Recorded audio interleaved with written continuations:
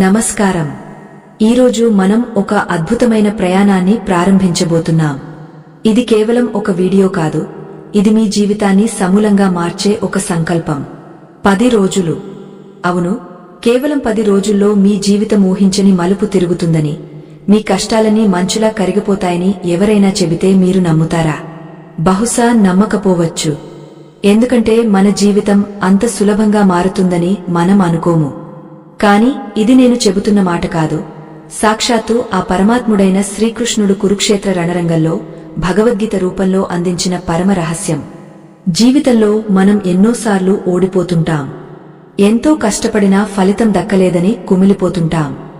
మన చుట్టూ ఉన్న పరిస్థితులు మనల్ని ఉక్కిరిబిక్కిరి చేస్తున్నప్పుడు, ఏ దారి కనిపించనప్పుడు, మనసు అశాంతితో రగిలిపోతున్నప్పుడు మనం ఏం చేయాలో తెలియక సతమతమవుతుంటాం.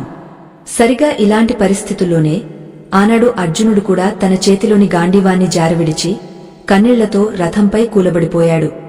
ఆనాటి అర్జునుడి పరిస్థితే ఈనాడు మనలో చాలామంది పరిస్థితి. కాని ఆ విషాదంలో నుంచే ఒక మహాద్భుతమైన జ్ఞానం పుట్టింది. అదే భగవద్గీత. ఈరోజు మనం ఆ గీతాసారంలోని 6 అద్భుతమైన పనులను తెలుసుకోబోతున్నాం. ఈ 6 పనులను గనుక మీరు రాబోయే 10 రోజుల పాటు ఆచరిస్తే మీ జీవితంలో ఎన్నడూ చూడని ప్రశాంతతను, విజయాన్ని చూస్తారు. ఈ ప్రయాణంలో ముందుకు వెళ్లే ముందు ఒక చిన్న మాట. ఇలాంటి అపురూపమైన ఆధ్యాత్మిక రహస్యాలు, జీవన సత్యాలు ఎప్పటికప్పుడు మీకు అందించడానికి మేము నిరంతరం కృషి చేస్తున్నాం. ఈ ప్రయత్నం మీకు నచ్చితే మీ అభిమానాన్ని మాకు తప్పక తెలియజేయండి. మీ ప్రోత్సాహమే మాకు కొండంత బలం. మా ఈ ఆధ్యాత్మిక ప్రపంచానికి మద్దతు ఇవ్వడం ద్వారా ధర్మాన్ని నలుగురికి పంచే ఈ యజ్ఞంలో మీరు కూడా భాగస్వాములు అవ్వండి. అలాగే ఈ 6 రహస్యాలు మీ జీవితాన్ని నిజంగా మార్చాలంటే ఈ కథనాన్ని మీరు మధ్యలో ఆపకుండా చివరి వరకు పూర్తిగా వినాలి. సగం విన్న జ్ఞానం సగం నిండిన కుండ లాంటిది. అది ఎప్పటికీ గమ్యాన్ని చేర్చదు. కాబట్టి పూర్తి ఏకాగ్రతతో ఈ జ్ఞానాన్ని స్వీకరించండి. ఇక అసలు విషయంలోకి వెళ్దాం. కురుక్షేత్ర యుద్ధభూమి సిద్ధంగా ఉంది. లక్షలాది సైన్యం మోహరించి ఉంది. శంఖారావాలు మారుమోగుతున్నాయి. ఒక పక్క కౌరవులు, మరో పక్క పాండవులు యుద్ధానికి సన్నద్ధంగా ఉన్నారు. అంతటి గంభీరమైన వాతావరణంలో అర్జునుడు తన రథాన్ని 2 సైన్యాల మధ్య నిలపమని శ్రీకృష్ణుడిని కోరాడు. ఎప్పుడైతే అర్జునుడు తన ఎదురుగా ఉన్న తాతలను, గురువులను, సోదరులను, మిత్రులను చూశాడో అతని మనసులో ఒక రకమైన అలజడి మొదలైంది. అతని చేతులు వణకడం మొదలయ్యాయి. నోరు ఎండిపోయింది. శరీరమంతా చెమటలు పట్టాయి. అది కేవలం యుద్ధ భయం కాదు. అది భవిష్యత్తు గురించి, బంధాల గురించి, ఫలితాల గురించి కలిగిన తీవ్రమైన ఆందోళన. ఈనాడు మన పరిస్థితి కూడా దాదాపు అలాగే ఉంది కదూ. మనం కూడా ప్రతిరోజూ ఒక యుద్ధం చేస్తున్నాం. అది ఆఫీసులో కావచ్చు, వ్యాపారంలో కావచ్చు, లేదా మన సొంత ఇంట్లోనే కావచ్చు. మనకు ఎదురుగా ఉన్నది శత్రువులు కాదు, మన సమస్యలే.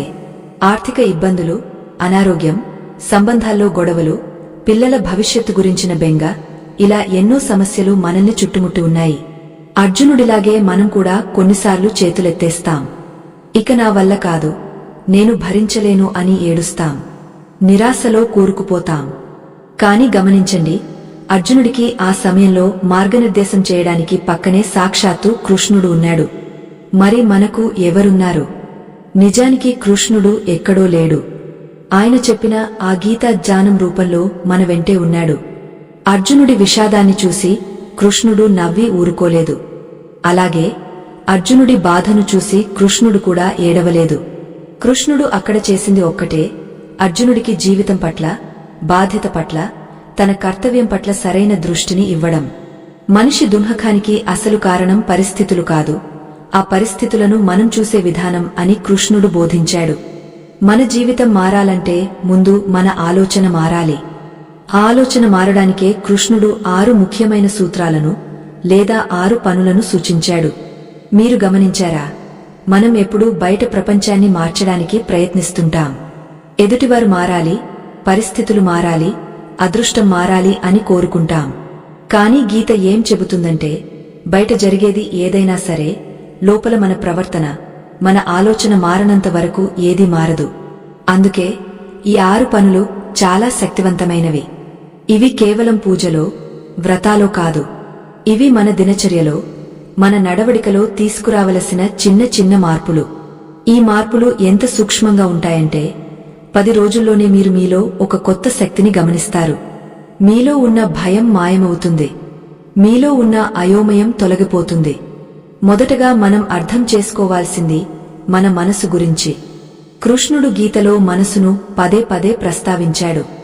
ఎందుకంటే మనిషికి బంధువు అయినా, శత్రువు అయినా అది మనసే. మనసు మన ఆధీనంలో ఉంటే అది మనకు గొప్ప మిత్రుడు.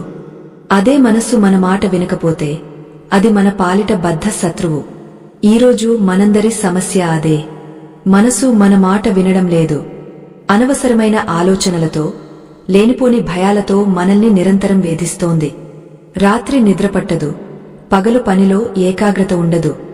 గతం తాలూకు బాధలు, భవిష్యత్తు తాలూకు భయాలు మనల్ని వర్తమానంలో బతకనివ్వడం లేదు. ఈ అశాంతిని తొలగించడానికి కృష్ణుడు చెప్పిన మొదటి మార్గం చాలా ఆశ్చర్యకరంగా ఉంటుంది. చాలామంది అనుకుంటారు దేవుడిని ప్రార్థిస్తే సమస్యలు పోతాయని. కాని కృష్ణుడు అర్జునుడితో నువ్వు కూర్చుని పూజ చేసుకో అని చెప్పలేదు. లెమ్ము, యుద్ధం చేయి అని చెప్పాడు. అంటే కార్యాచరణ ముఖ్యం. కాని ఎలాంటి కార్యాచరణ? ఇక్కడే చాలామంది పప్పులో కాలేస్తారు. మనం పనులు చేస్తాం, కాని ఆ పనుల వెనుక భయం ఉంటుంది, స్వార్థం ఉంటుంది, ఆశ ఉంటుంది. ఫలితం ఎలా ఉంటుందో అనే ఆందోళన ఉంటుంది. ఈ ఆందోళన వల్లే మనం చేసే పనిలో నాణ్యత తగ్గుతుంది. మన శక్తి సగానికి పైగా వృధా అవుతుంది. మీరు రాబోయే 10 రోజుల్లో చేయవలసిన మొదటి పని గురించి ఇప్పుడు లోతుగా చర్చించుకుందాం. ఇది వినడానికి చాలా సులభంగా అనిపించవచ్చు, కానీ ఆచరణలో పెట్టడానికి ఎంతో సంకల్పం కావాలి. అదేంటంటే ఫలితాన్ని ఆశించకుండా పని చేయడం. ఈ మాట మనం ఎన్నోసార్లు విన్నాం, కానీ నిజంగా దీని అర్థమేంటి? మనమే పని చేసినా ఏదో ఒక ఫలితం ఆశించే చేస్తాం కదా. జీతం కోసం ఉద్యోగం చేస్తాం, లాభం కోసం వ్యాపారం చేస్తాం, ప్రేమ కోసం బంధాన్ని పెంచుకుంటాం. మరి ఫలితాన్ని ఆశించకుండా పని చేయడం ఎలా సాధ్యం? ఇది అసాధ్యం అనిపిస్తుంది కదూ. కాని కృష్ణుడు చెప్పిన పరమార్థం వేరు. ఉదాహరణకు, మీరు ఒక పరీక్ష రాస్తున్నారు అనుకోండి. మీరు పరీక్ష రాస్తున్నంతసేపు నాకు ఫస్ట్ ర్యాంక్ వస్తుందా రాదా, నేను పాస్ అవుతానా లేదా, మా నాన్నగారు ఏమంటారు అని ఆలోచిస్తూ రాస్తే మీరు సరిగ్గా రాయగలరా? రాయలేరు. ఆందోళనలో తెలిసిన జవాబులు కూడా మర్చిపోతారు. అదే ఆ 3 గంటలు ఫలితం గురించి ఆలోచించకుండా కేవలం ప్రశ్నలకు జవాబులు రాయడం మీద మాత్రమే పూర్తి ధ్యాస పెడితే మీరు మీ అత్యుత్తమ ప్రదర్శన ఇవ్వగలరు. ఫలితం దానంతటా అదే వస్తుంది. ఇదే కృష్ణుడు చెప్పిన కర్మయోగం. మనం చేసే ప్రతి పనిలోనూ ఈ సూత్రాన్ని అన్వయించుకోవాలి. మీరు ఆఫీసులో పని చేస్తున్నప్పుడు కేవలం ఆ పనిని ఎంత అద్భుతంగా చేయగలరో ఆలోచించండి, ప్రమోషన్ వస్తుందా లేదా అని కాదు. మీరు వంట చేస్తున్నప్పుడు అది ఎంత రుచిగా, ఎంత ప్రేమతో వండగలరో చూడండి, తినేవారు మెచ్చుకుంటారా లేదా అని కాదు. ఎప్పుడైతే మీరు ఫలితం మీద ఉన్న ధ్యాసను తీసి పని మీద పెడతారో అప్పుడు ఆ పని ఒక యజ్ఞంలా మారుతుంది. అప్పుడు మీ మనసులో ఒత్తిడి ఉండదు, ఒక రకమైన స్వేచ్ఛ ఉంటుంది. ఆ స్వేచ్ఛే మీకు ఆనందాన్ని ఇస్తుంది. ఇదే మనం చేయవలసిన మొదటి పనిలో ఉన్న అంతరార్థం. అయితే కేవలం పని చేస్తే సరిపోతుందా? ఆ పనిని ఎలా చేయాలి? మనసును ఎలా లగ్నం చేయాలి? ఇక్కడే రెండవ రహస్యం దాగ ఉంది. అర్జునుడు కృష్ణుడిని అడుగుతాడు, కృష్ణ, మనసు గాలి లాంటిది, దాన్ని అదుపు చేయడం సాధ్యమా? గాలిని మూటకట్టగలమా? అలాగే మనసును కూడా కట్టడి చేయలేం కదా అని. దానికి కృష్ణుడు చిరునవ్వుతో ఒక అద్భుతమైన సమాధానం ఇస్తాడు. అభ్యాసం మరియు వైరాగ్యం. ఈ 2 పదాలు చాలా బరువుగా అనిపిస్తాయి, కాని వాటిని మన నిత్య జీవితంలోకి ఎలా మార్చుకోవాలో తెలిస్తే అంత సులభమైన మార్గం మరొకటి లేదు. రాబోయే 10 రోజులు మీరు ప్రతిరోజు ఉదయం నిద్రలేచిన దగ్గర నుండి రాత్రి పడుకునే వరకు మీ మనసును గమనిస్తూ ఉండాలి. ఇది ఒక ఆటలాగా భావించండి. మీ మనసు ఎప్పుడు ఏ దారిలో వెళ్తుందో గమనించండి. అది అనవసరమైన విషయాల గురించి ఆలోచిస్తుంటే వెంటనే దాన్ని పట్టుకుని మళ్లీ మీ పని వైపు మళ్లించండి. ఒక చిన్న పిల్లవాడు పదే పదే మట్టిలోకి వెళ్తుంటే తల్లి ఎలాగైతే ఓపికగా వాడిని తీసుకొచ్చి ఇంట్లో కూర్చోబెడుతుందో అలాగే మీ మనసును కూడా మీరు ఓపికగా దారిలోకి తెచ్చుకోవాలి. కోప్పడకూడదు, నిరాశపడకూడదు. కేవలం గమనించాలి, సరిదిద్దాలి. ఇప్పుడు మనం ఒక ముఖ్యమైన దశకు చేరుకున్నాం. మన జీవితంలో సగం సమస్యలకు కారణం మన కోపం. చిన్న చిన్న విషయాలకే మనం చిరాకు పడతాం, కోపగించుకుంటాం. ఆ కోపంలో మాటలు తూలుతాం. ఆ తర్వాత బాధపడతాం. గీతలో కృష్ణుడు కోపాన్ని నరకానికి ద్వారం అని వర్ణించాడు. కోపం వల్ల మనిషికి విచక్షణ పోతుంది. ఏది మంచో ఏది చెడో తెలియని స్థితికి చేరుకుంటాడు. దానివల్ల నాశనం తప్పదు. మరి ఈ కోపాన్ని జయించడం ఎలా? 10 రోజుల్లో కోపాన్ని పూర్తిగా తగ్గించుకోవడం సాధ్యమేనా? ఖచ్చితంగా సాధ్యమే. దానికి కృష్ణుడు చెప్పిన 3వ పని మనకు మార్గదర్శకం అవుతుంది. మనం కోపగించుకోవడానికి ముఖ్య కారణం విషయాలు మనం అనుకున్నట్లు జరగకపోవడం, ఎదుటివారు మనం చెప్పినట్లు వినకపోవడం. అంటే మన అంచనాలు, మన కోరికలే మన కోపానికి మూలం.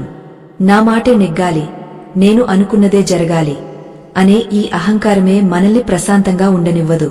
కృష్ణుడు ఏమంటాడంటే, నువ్వు కేవలం కర్తవు మాత్రమే, సృష్టికర్తవు కాదు. ఈ ప్రపంచం నీ ఇష్టప్రకారం నడవదు, దాని నియమాల ప్రకారం అది నడుస్తుంది. ఈ సత్యాన్ని అంగీకరించడమే నిజమైన జ్ఞానం. ఈ 10 రోజులు మీరు ఒక చిన్న ప్రయోగం చేయాలి. ఎవరైనా మిమ్మల్ని విమర్శించినా, ఏదైనా పని చెడిపోయినా వెంటనే ప్రతిస్పందించకండి. ఒక క్షణం ఆగండి. లోతైన శ్వాస తీసుకోండి. ఇది దైవ నిర్ణయం, ఇందులో ఏదో మంచి ఉండే ఉంటుంది అని మీకు మీరు చెప్పుకోండి. ఆ ఒక్క క్షణం మౌనం మీ జీవితాన్ని మారుస్తుంది. కోపం అనే నిప్పును చల్లార్చే నీరు ఆ మౌనమే. ఎప్పుడైతే మీరు పరిస్థితులను అంగీకరించడం మొదలు పెడతారో అప్పుడు మీలో ఒక అద్భుతమైన మార్పు వస్తుంది. మీ ముఖంలో ఎప్పుడూ లేని ఒక తేజస్సు కనిపిస్తుంది. కాని ఇక్కడ ఒక సందేహం రావచ్చు. అన్నీ అంగీకరిస్తూ పోతే చేతకానివాడిలా ఉండిపోతానేమో, అన్యాయాన్ని ఎదిరించకూడదా అని. గీత ఎప్పుడూ పెరికితనాన్ని బోధించలేదు, అధర్మాన్ని ఎదిరించమనే చెప్పింది. కాని ద్వేషంతో కాదు, ధర్మంతో ఎదిరించాలి. కక్షతో కాదు, బాధ్యతతో పోరాడాలి. ఒక డాక్టర్ రోగికి ఆపరేషన్ చేసేటప్పుడు కత్తితో కోస్తాడు, కాని అది చంపడానికి కాదు, బ్రతికించడానికి. అలాగే మనం కూడా జీవితంలో కఠినమైన నిర్ణయాలు తీసుకోవాల్సి వస్తుంది. కాని మనసులో ద్వేషం లేకుండా కేవలం కర్తవ్య నిర్వహణగా ఆ పని చేయాలి. ఇదే కృష్ణుడు చెప్పిన గొప్ప రహస్యం.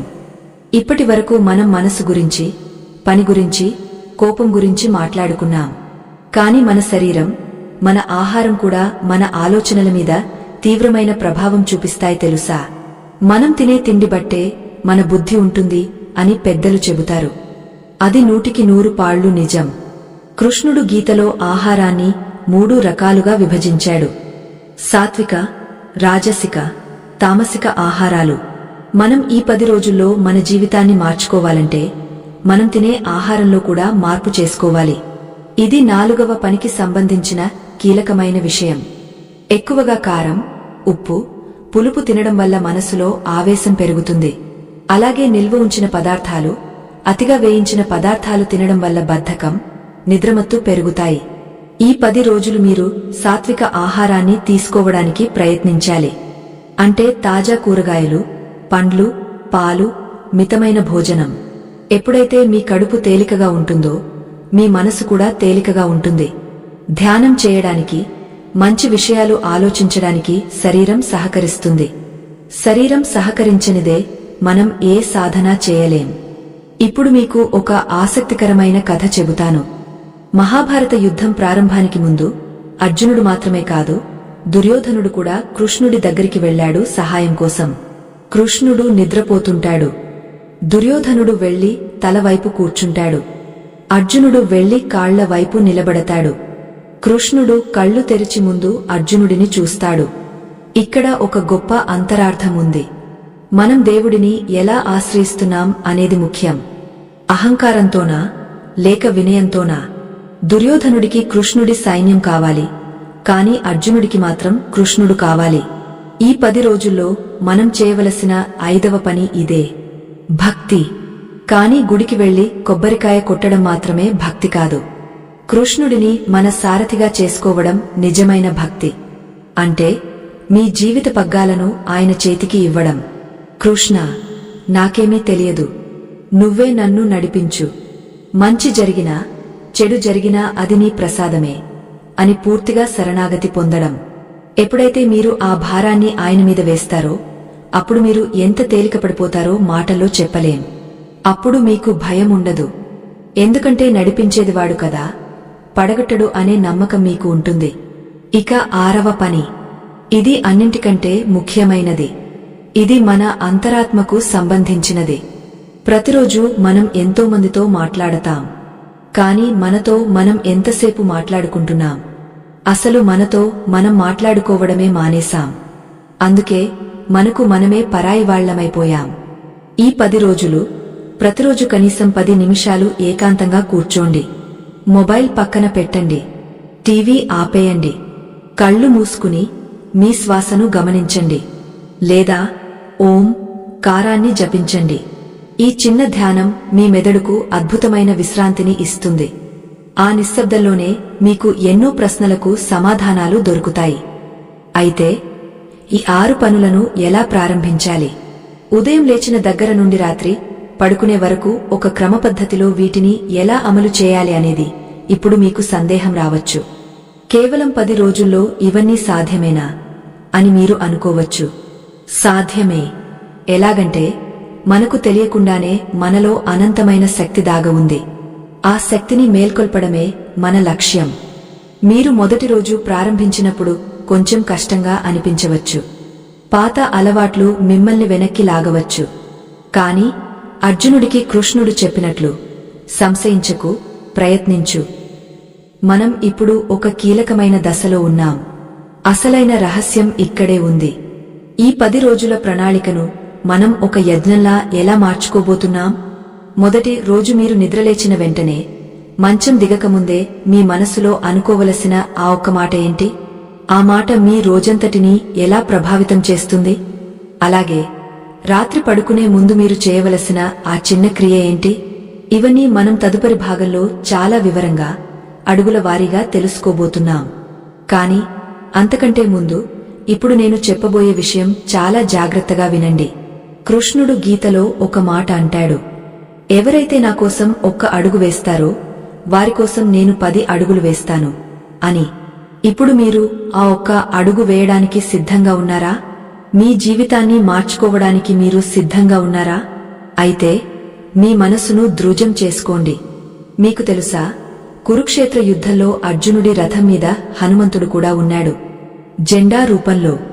అది దేనికి సంకేతం అంటే, ఎక్కడైతే భక్తి, బలం మరియు ధర్మముంటాయో అక్కడ విజయం తథ్యం. మీ జీవిత యుద్ధంలో కూడా విజయం తథ్యం. అయితే ఆ విజయాన్ని సాధించడానికి మనం పాటించాల్సిన 6 పనుల యొక్క పూర్తి కార్యాచరణ ప్రణాళిక ఇంకా మిగిలే ఉంది. అసలు 6 పనులు ఏమిటి? వాటిని రోజువారీ జీవితంలో ఉదయం, మధ్యాహ్నం, సాయంత్రం ఎలా విభజించుకోవాలి? కృష్ణుడు అర్జునుడి చెవిలో చెప్పిన ఆ పరమ రహస్యమైన మొదటి పనిని మనం రేపు ఉదయం నుండే ఎలా ప్రారంభించాలి? ఈ ప్రశ్నలకు సమాధానం తెలిస్తే మీ జీవితం ఇక ఎప్పటికీ పాత జీవితంలా ఉండదు. అద్భుతం జరగబోతోంది. ఆ అద్భుతానికి తలుపులు తెరవడానికి కృష్ణుడు సిద్ధంగా ఉన్నాడు. మరి మీరు? శ్రీకృష్ణుడు తన విశ్వరూపాన్ని అర్జునుడికి చూపించడానికి ముందు అతనికి దివ్య దృష్టిని ప్రసాదించాడు. ఎందుకంటే మామూలు కళ్లతో ఆ సత్యాన్ని చూడలేం కాబట్టి. ఇప్పుడు నేను మీకు చెప్పబోయే 6 పనుల వివరణ కూడా మీకు ఒక దివ్య దృష్టి లాంటిదే. అది మీ కళ్లను తెరిపిస్తుంది, మీ మనసు పొరలను తొలగిస్తుంది. సిద్ధంగా ఉండండి. కృష్ణుడు అర్జునుడి వైపు చూస్తూ తన చేతిని పైకెత్తి గంభీరమైన స్వరంతో ఆ మొదటి రహస్యాన్ని చెప్పడానికి నోరు తెరిచాడు. ఆ అద్భుతమైన రహస్యమేంటంటే బ్రహ్మ ముహూర్తం మరియు ప్రథమ సంకల్పం. కృష్ణుడు అర్జునుడితో చెప్పిన మాటల్లోని సారాంశం ఇదే. రోజును మనం ఎలా ప్రారంభిస్తామనేదే ఆ రోజంతా మన జీవితం ఎలా ఉండబోతోందో నిర్ణయిస్తుంది. చాలా మందికి తెల్లవారితే ఒక యుద్ధం మొదలైనట్లే ఉంటుంది. నిద్రలేవగానే హడావిడి, పరుగు పందెం, ఆందోళన. కళ్ళు తెరిచిన మరుక్షణం ఈ ప్రపంచం తాలూకు గొడవలన్నీ మనసులోకి వచ్చి పడతాయి. అందుకే కృష్ణుడు మన 10 రోజుల ప్రణాళికలో మొదటి పనిగా మన ఉదయాన్ని మన అదుపులోకి తెచ్చుకోవాలని సూచిస్తున్నాడు. రాబోయే 10 రోజులు మీరు చేయవలసిన మొట్టమొదటి పని సూర్యుడు ఉదయించడానికి కనీసం 45 నిమిషాల ముందే నిద్రలేవడం. ఎందుకంటే ఆ సమయాన్ని బ్రహ్మ ముహూర్తం అంటారు. ఆ సమయంలో ప్రకృతిలో ఒక అద్భుతమైన ప్రశాంతత ఉంటుంది. మీ మనసు కూడా ఒక తెల్ల కాగితంలా స్వచ్ఛంగా ఉంటుంది. ఆ సమయంలో మీరు ఏది సంకల్పిస్తే అది ఖచ్చితంగా జరిగి తీరుతుంది. నిద్రలేవగానే మంచం మీద నుంచి దిగకముందే 2 చేతులు జోడించి మీ అరచేతులను చూసుకుంటూ, ఈ రోజు నాకు భగవంతుడు ఇచ్చిన వరం, ఈ రోజు నేను ప్రశాంతంగా ఉంటాను, ఎవరిని అన్నా ఏది జరిగినా నా ఆనందాన్ని కోల్పోను అని గట్టిగా నిర్ణయించుకోండి. దీనిని కేవలం ఒక మాటగా చూడకండి. ఇది ఒక మంత్రం లాంటిది. మన మనసు ఒక విచిత్రమైన యంత్రం. దానికి ఉదయాన్నే మనం ఏ ఆదేశం ఇస్తామో రోజంతా అది దాన్నే పాటిస్తుంది. మీరు లేవగానే, అయ్యో ఈరోజు ఆఫీసులో ఎంత పని ఉందో, ఆ పులవాడు వస్తాడేమో అని భయంతో మొదలు పెడితే మీ మనసు రోజంతా మిమ్మల్ని భయపెడుతూనే ఉంటుంది. అదే ధైర్యంతో, కృతజ్ఞతతో మొదలు పెడితే రోజంతా మీకు రక్షణ కవచంలా నిలబడుతుంది. కురుక్షేత్రంలో యుద్ధం మొదలవ్వకముందే అర్జునుడు కృష్ణుడిని శరణు కోరాడు. అంటే కార్యం మొదలవ్వకముందే దైవాన్ని ఆహ్వానించాడు.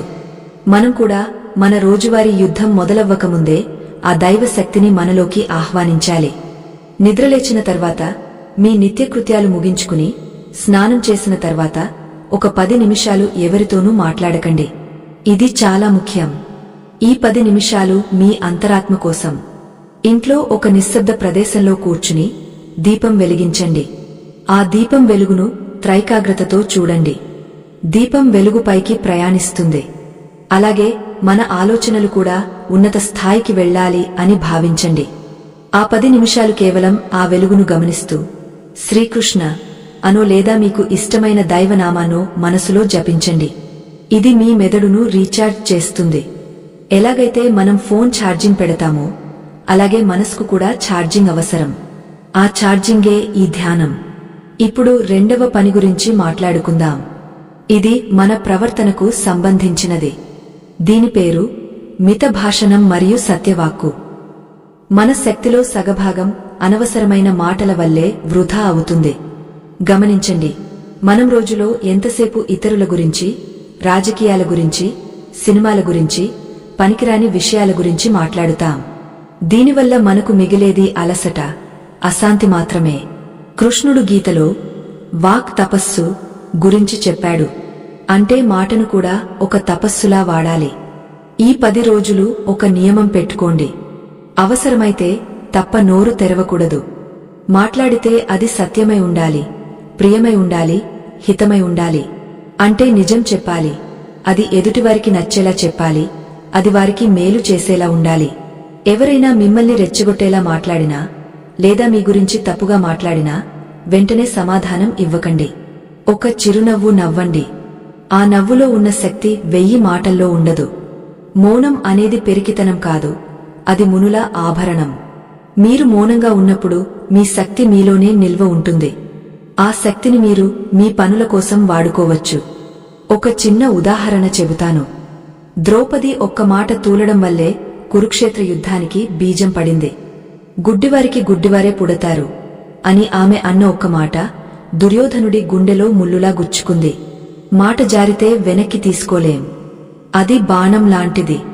అందుకే ఈ 10 రోజులు మీ నాలుకపై సరస్వతీదేవిని కూర్చోబెట్టుకోండి. కోపం వస్తే మంచినీళ్లు తాగండి, కానీ మాట జారకండి. ఎప్పుడైతే మీరు తక్కువగా మాట్లాడటం మొదలు పెడతారో అప్పుడు జనం మీ మాటను గౌరవించడం మొదలు పెడతారు. ఎక్కువగా వాగేవారి మాటలకు విలువ ఉండదు. మితంగా మాట్లాడేవారి మాటలకు బంగారం లాంటి విలువ ఉంటుంది. ఇక 3వ పని. ఇది చాలా కీలకమైనది. మన దైనందిన జీవితంలో మనం చేసే పనులకు సంబంధించినది. దీనిని ఏక కార్యాచరణ లేదా ఫోకస్ అనవచ్చు. కృష్ణుడు అర్జునుడికి విలువిద్య నేర్పించేటప్పుడు ఒక పరీక్ష పెట్టాడు. చెట్టు మీద ఉన్న పక్షి కన్నును కొట్టమని చెప్పాడు. అందరూ పక్షిని, చెట్టును, ఆకాశాన్ని చూశారు. కాని అర్జునుడు మాత్రం కేవలం పక్షి కన్నును మాత్రమే చూశాడు. ఈ ఏకాగ్రతే అతన్ని గొప్ప వీరుడిని చేసింది. కాని ఈరోజు మన పరిస్థితి ఏంటి? మనం అన్నం తింటూ టీవీ చూస్తాం, పని చేస్తూ ఫోన్ చూస్తాం, డ్రైవింగ్ చేస్తూ ఫోన్ మాట్లాడతాం. మనసు ఒకచోట, శరీరం ఒకచోట. దీనివల్ల ఏ పని సరిగ్గా జరగదు. మనసులో గందరగోళం పెరుగుతుంది. ఈ 10 రోజులు మీరు ఒక వ్రతం చేయాలి. ఒక సమయంలో ఒకే పని చేయాలి. అన్నం తింటున్నప్పుడు కేవలం తినడం మీద మాత్రమే ధ్యాస పెట్టండి. ఆ రుచిని ఆస్వాదించండి. నడుస్తున్నప్పుడు కేవలం నడకను గమనించండి. పని చేస్తున్నప్పుడు పూర్తి మనసును ఆ పనిలో లగ్నం చేయండి. దీనివల్ల మీ పనిలో నైపుణ్యం పెరుగుతుంది. తప్పులు తగ్గుతాయి. అన్నింటికంటే మించి మీకు ఆ పని చేయడం ఒక ఆనందంగా మారుతుంది. మీరు ఎప్పుడైనా గమనించారా? చిన్న పిల్లలు ఆడుకుంటున్నప్పుడు ఎంత మగ్నమైపోతారో. పక్కన ఏం జరుగుతున్నా వారికి తెలియదు. అందుకే వారు అంత ఆనందంగా ఉంటారు. మనం కూడా ఆ చిన్నపిల్లల మనస్తత్వాన్ని అలవర్చుకోవాలి. గతం గురించి, భవిష్యత్తు గురించి ఆలోచించకుండా ప్రస్తుతం చేస్తున్న పనిలో పూర్తిగా లీనమైపోవడమే యోగం. కృష్ణుడు చెప్పిన యోగః కర్మసు కౌశలం అంటే ఇదే. పనిని నైపుణ్యంతో చేయడమే యోగం. ఇప్పుడు 4వ పని గురించి చెప్పుకుందాం. ఇది మన సామాజిక సంబంధాలకు చాలా అవసరం. అదే దానగుణం లేదా త్యాగబుద్ధి. దానం అంటే కేవలం డబ్బు ఇవ్వడమే కాదు. కృష్ణుడు గీతలో శ్రమదానం, విద్యాదానం, అభయదానం గురించి కూడా చెప్పాడు. ఈ 10 రోజులు ప్రతిరోజు ఎవరికో ఒకరికి ఏదో ఒక సహాయం చేయండి. అది చిన్నదైనా పర్వాలేదు. రోడ్డు దాటే వృద్ధులకు సహాయం చేయండి. ఆకలితో ఉన్న జంతువుకు పిడికెడు అన్నం పెట్టండి. లేదా దిగులుగా ఉన్న స్నేహితుడికి ధైర్యం చెప్పండి. మనం ఇతరులకు ఏమి ఇస్తామో అదే మనకు 10ంతలై తిరిగి వస్తుంది. ఇది ప్రకృతి నియమం. మీరు ప్రేమను పంచితే ప్రేమ వస్తుంది. సహాయం చేస్తే సహాయం వస్తుంది. కర్ణుడు తన కవచ కుండలాలను దానం చేశాడు. అందుకే అతను మరణించినా దానవీర సూరుడిగా చరిత్రలో నిలిచిపోయాడు. మనం అంత పెద్ద త్యాగాలు చేయక్కర్లేదు. కాని మన చుట్టూ ఉన్నవారి కళ్లలో ఆనందాన్ని చూడటానికి చిన్న ప్రయత్నం చేయాలి. మీ వల్ల ఒకరి ముఖంలో చిరునవ్వు వస్తే ఆ రోజు మీరు గెలిచినట్లే. ఆ పుణ్యం మిమ్మల్ని ఎక్కడికో తీసుకువెడుతుంది. ఒకరోజు కృష్ణుడు ధర్మరాజును పిలిచి, రాజ్యంలో ఎవరైనా చెడ్డవాడు ఉన్నాడేమో వెతికి తీసుకురా అన్నాడు. అలాగే దుర్యోధనుడిని పిలిచి, రాజ్యంలో ఎవరైనా మంచివాడు ఉన్నాడేమో వెతికి తీసుకురా అన్నాడు. సాయంత్రానికి ఇద్దరూ ఒట్టి చేతులతో వచ్చారు. ధర్మరాజు అన్నాడు, కృష్ణ, నాకు అందరూ మంచివాళ్లలాగే కనిపిస్తున్నారు. ఎవరిలోనూ తప్పులు వెతకలేకపోయాను అని. దుర్యోధనుడు అన్నాడు, నాకు అందరూ చెడ్డవాళ్లలాగే కనిపిస్తున్నారు. ఒక్క మంచివాడు కూడా లేడు అని. దీని అర్థమేంటి? లోకం మన దృష్టిని బట్టి ఉంటుంది. మనం మంచివాళ్లమైతే లోకం మంచిగా కనిపిస్తుంది. మనం చెడ్డవాళ్లమైతే లోకం చెడ్డగా కనిపిస్తుంది. ఈ 10 రోజులు మీ దృష్టిని మార్చుకోండి. ఎదుటివారిలో తప్పులు వెతకడం మానేయండి. వారిలో ఉన్న మంచిని మాత్రమే చూడండి. ఎవరైనా తప్పు చేసినా వారిని క్షమించడానికి ప్రయత్నించండి. క్షమ అనేది చాలా గొప్ప గుణం. అది బలహీనత కాదు, బలం. కృష్ణుడు శిశుపాలుడి 100 తప్పులను క్షమించాడు. అంటే భగవంతుడే అంత ఓపిక పట్టినప్పుడు మనుషులమైన మనం ఎంత ఓపికగా ఉండాలి. ఇప్పుడు మనం 5వ పని దగ్గరకు వచ్చాం. ఇది మన ఆరోగ్యం మరియు మనస్సుకు సంబంధించినది. నిగ్రహం అంటే ఇంద్రియాలను అదుపులో పెట్టుకోవడం. కళ్లతో ఏం చూడాలి, చెవులతో ఏం వినాలి, నోటితో ఏం తినాలి అనేదానిపై అదుపు ఉండాలి. ఈ రోజుల్లో మనం సోషల్ మీడియాలో, టీవీల్లో చూసే దృశ్యాలు మన మనస్సును కలుషితం చేస్తున్నాయి. హింస, అసభ్యత, ద్వేషం నిండిన దృశ్యాలు మన అంతరాత్మను చంపేస్తున్నాయి. ఈ 10 రోజులు ఒక డిజిటల్ ఉపవాసం చేయండి. అంటే అనవసరంగా ఫోన్ చూడటం మానేయండి. వార్తలు, గాసిప్స్, వినోదం పేరుతో వచ్చే చెత్తను చూడకండి. మంచి పుస్తకాలు చదవండి.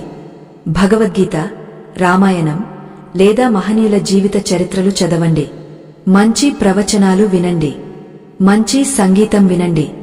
మీ చెవులు, కళ్ళు అనేవి మీ మనసు అనే ఇంటికి ద్వారాలు. ఆ ద్వారాల గుండా చెత్తను లోపలికి రానివ్వకండి. చెత్త లోపలికి వస్తే ఇల్లు కంపు కొడుతుంది. అదే సుగంధం లోపలికి వస్తే ఇల్లు గుమగుమలాడుతుంది. మీ మనసును ఒక దేవాలయంలా ఉంచుకోండి. 6వ పని మరియు అత్యంత ముఖ్యమైన పని గురించి చెప్పే ముందు మీకు ఒక సందేహం రావచ్చు. ఇవన్నీ వినడానికి బాగున్నాయి, కానీ ఆచరణలో పెట్టేటప్పుడు పాత అలవాట్లు మనల్ని వెనక్కి లాగుతాయి కదా. అప్పుడు ఏం చేయాలి? మనసు చలించిపోతే దాన్ని మళ్లీ ఎలా దారిలోకి తెచ్చుకోవాలి అని. దీనికి కృష్ణుడు ఒక అద్భుతమైన అస్త్రం ఇచ్చాడు. అదే నామస్మరణ. ఎప్పుడైతే మీ మనసు మీ మాట వినదో, ఎప్పుడైతే కోపం, భయం, కామం మిమ్మల్ని ముంచెత్తుతాయో, అప్పుడు తర్కించడం మానేసి కేవలం భగవంతుడి నామాన్ని పట్టుకోండి. ద్రౌపది వస్త్రాపహరణం జరుగుతున్నప్పుడు ఆమె తన భర్తలను, పెద్దలను బ్రతిమిలాడింది. కాని ఎవరూ కాపాడలేదు. చివరికి 2 చేతులు గాలిలోకి ఎత్తి గోవిందా అని అరిచింది. ఆ ఒక్క పిలుపు ఆమెను కాపాడింది. మనం కూడా కష్టాల్లో ఉన్నప్పుడు, మన బుద్ధి పని చేయనప్పుడు ఆ నామమే మనల్ని కాపాడుతుంది. ఈ 10 రోజులు నిరంతరం మీ మనసులో ఏదో ఒక దైవనామం నడుస్తూనే ఉండాలి. పని చేస్తున్నా, ప్రయాణం చేస్తున్నా లోపల ఆ నామం జపించుకుంటూ ఉండండి. అది మీ చుట్టూ ఒక రక్షణ వలయాన్ని ఏర్పరుస్తుంది. ఇప్పుడు మనం ఈ 6 పనులను ఒక్కసారి గుర్తు చేసుకుందాం. 1. బ్రహ్మ ముహూర్తంలో నిద్రలేవడం, సానుకూల సంకల్పం. 2. మిత భాషణం, సత్యవాక్కు. 3. ఏక కార్యాచరణ, పనిలో పూర్తి ఏకాగ్రత. 4. పరోపకారం, త్యాగబుద్ధి. 5. ఇంద్రియ నిగ్రహం, సాత్విక విషయ సేకరణ. 6. నిరంతర నామస్మరణ. ఈ 6 పనులు 10 రోజులు చేస్తే చాలు. మీ జీవితం మారుతుందా? ఖచ్చితంగా మారుతుంది. కాని ఇక్కడ ఒక చిన్న మెలిక ఉంది. మనం మనుషులం కదా, తప్పులు చేయడం సహజం. ఈ 10 రోజుల్లో ఏదో ఒక రోజు, ఏదో ఒక బలహీన క్షణంలో మీరు నియమాన్ని ఉల్లంఘించవచ్చు, కోప్పడవచ్చు, లేదా ఆలస్యంగా లేవవచ్చు. అప్పుడు ఏం చేయాలి? అక్కడితో వదిలేయాలా? నా వల్ల కాదు అని చేతులెత్తేయాలా? ఇక్కడే చాలామంది ఓడిపోతారు. ఒక్కసారి తప్పు జరగగానే మొత్తం ప్రయత్నాన్ని మానేస్తారు. కాని గీత చెప్పేది వేరు. పడినవాడు చెడిపోయినట్లు కాదు, లేవనివాడే చెడిపోయినట్లు. మీరు కింద పడితే మళ్లీ లేచి దుమ్ము దులుపుకుని ముందుకు సాగాలి. గెలుపు అనేది ఎప్పుడు పడకుండా ఉండటంలో లేదు, పడిన ప్రతిసారి లేవడంలో ఉంది. ఈ 10 రోజుల ప్రయాణంలో మీకు అడుగడుగునా పరీక్షలు ఎదురవుతాయి. మీ ఓపికను పరీక్షించడానికి పరిస్థితులు వస్తాయి. మిమ్మల్ని కోప్పగించడానికి మనుషులు వస్తారు. అదంతా ఆ భగవంతుడు పెట్టే పరీక్ష అని గుర్తుంచుకోండి. ఓహో కృష్ణ, నువ్వు నన్ను పరీక్షిస్తున్నావా? నేను ఈ పరీక్షలో నెగ్గ చూపిస్తాను అని సవాలుగా తీసుకోండి. అయితే ఈ ప్రయాణంలో మనకు ఎదురయ్యే అతి పెద్ద శత్రువు బయట ఎక్కడో లేడు. వాడు మన లోపలే దాగ ఉన్నాడు. వాడిని గుర్తించకపోతే మనం చేసే ఈ ప్రయత్నాలని బూడిదలో పోసిన పన్నీరు అవుతాయి. వాడు చాలా మాయావి. కొన్నిసార్లు మిత్రుడిలా, కొన్నిసార్లు గురువులా కనిపించి మనల్ని తప్పు దారి పట్టిస్తాడు. వాడు ఎవరో తెలిస్తే మీరు ఆశ్చర్యపోతారు. వాడిని జయించడానికి కృష్ణుడు ఒక రహస్య అస్త్రాన్ని సిద్ధం చేశాడు. ఆ అస్త్రం ప్రయోగించకపోతే ఈ 10 రోజుల వ్రతం పూర్తి కానట్లే. ఆ అంతర్గత శత్రువు ఎవరు? వాడిని ఎలా గుర్తించాలి? కృష్ణుడు చెప్పిన ఆ రహస్య అస్త్రమేమిటి? అది తెలియాలంటే మనం ఒక అడుగు ముందుకు వేయాలి. ఆ అద్భుతమైన ఘట్టం, మనల్ని మనం పూర్తిగా ప్రక్షాళన చేసుకునే ఆ ఘట్టం ఇప్పుడు రాబోతోంది. కృష్ణుడు చాలా గంభీరంగా అర్జునుడి కళ్లలోకి సూటిగా చూస్తూ ఆ శత్రువు పేరు చెప్పబోతున్నాడు. మీరు సిద్ధంగా ఉన్నారా ఆ శత్రువును ఎదుర్కోవడానికి? అయితే శ్రద్ధగా వినండి. ఆ అంతర్గత శత్రువు మరెవరో కాదు, మనలో నిరంతరం వినిపించే నేను అనే శబ్దం. అవును, అహంకారం. ఇదే మన అసలు శత్రువు. ఇది మనకు తెలియకుండానే మన రక్తంలో, మన ఆలోచనల్లో, మన ప్రతి చర్యలో దాగ ఉంటుంది. నేను గొప్పవాడిని, నేను సాధించాను, నాకు అవమానం జరిగింది, నాకే ఎందుకు ఇలా జరుగుతోంది, ఇలా ప్రతి దానిలోనూ నేను అనే భావన ఉంటుంది చూశారా? అదే అహంకారం. ఈ అహంకారమే మనకు ఆ పరమాత్ముడికి మధ్య ఉన్న అడ్డుగోడ. కృష్ణుడు గీతలో స్పష్టంగా చెప్పాడు, ఎవరైతే అహంకారాన్ని వదిలేస్తారో వారే నన్ను పొందుతారు అని. కాని ఇది అంత సులభమా? ఈ నేను అనే భావనను చంపడం మాటలతో అయ్యే పని కాదు. ఎందుకంటే ఇది చాలా మాయావి. మనం పూజ చేస్తున్నప్పుడు కూడా నేను ఎంత బాగా పూజ చేస్తున్నానో అని గర్వపడేలా చేస్తుంది. నేను చాలా వినయంగా ఉన్నాను అని అనుకోవడం కూడా ఒక రకమైన అహంకారమే. రావణాసురుడు గొప్ప శివభక్తుడు, వేదాలు చదివిన పండితుడు, ఎంతో శక్తిమంతుడు.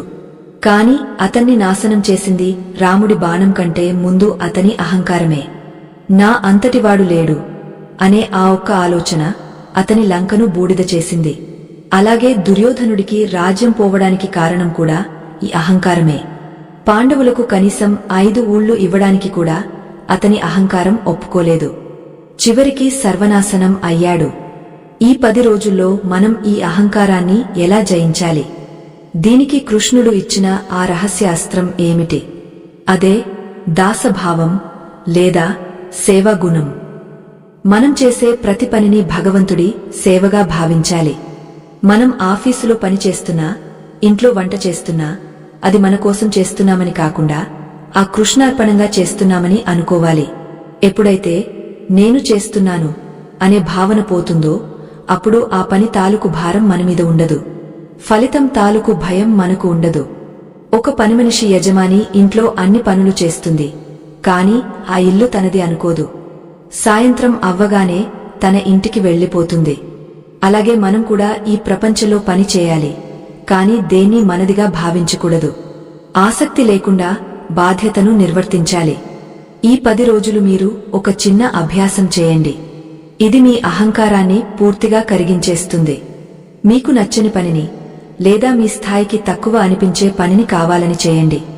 మీ ఇంటిని మీరే శుభ్రం చేసుకోండి. మీ ఎంగలి కంచాన్ని మీరే కడుక్కోండి. మీకంటే చిన్నవారితో లేదా మీ కింద పని చేసేవారితో గౌరవంగా, ప్రేమగా మాట్లాడండి. వీలైతే వారికి సేవ చేయండి. ఎప్పుడైతే మీరు కిందకి వంగా నమస్కరిస్తారో అప్పుడు మీలోని అహంకారం వంగపోతుంది. ఎత్తుగా పెరిగిన గడ్డిపోచ తుఫానుకు విరిగిపోతుంది, కాని వంగిన గడ్డిపోచ తుఫానును తట్టుకుని నిలబడుతుంది. వినయమే మనకు రక్షణ. కృష్ణుడు స్వయంగా రాజసూయ యాగంలో అందరి కాళ్లు కడిగి ఎంగలి ఆకులు తీశాడు.